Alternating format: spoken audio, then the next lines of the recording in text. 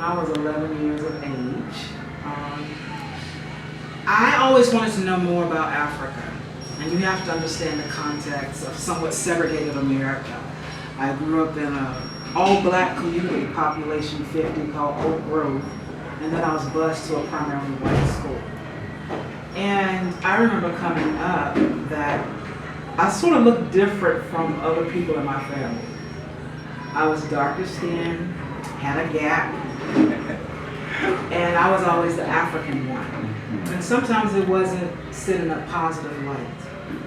And I thought to myself, I'm going to learn more about the people and places of Africa. I want to know more about my roots. If I am this black African child, let me know more about my people. So at age 11, I said, I don't know how I'm going to get the money because I grew up very poor on a farm. My grandmother, after having 12 children, raised me as number 13.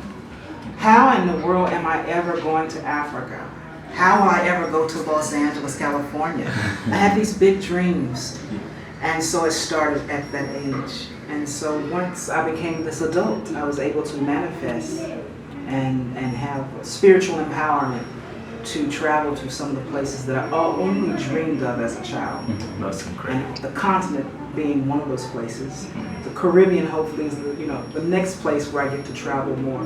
But particularly here on the continent, because Africa has such a rich, vibrant history and culture. We're talking about ancient histories and cultures. And so I want to know more about all of the countries that make up that should make up the United States of Africa.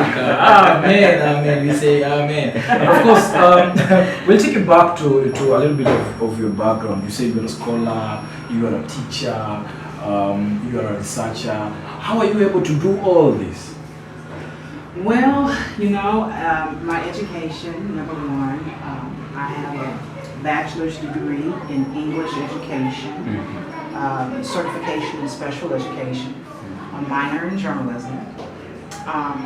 That same young girl who wanted to come to Africa at age 11, I also wanted to travel to Los Angeles, California and go to UCLA after I met a professor who made a great impact.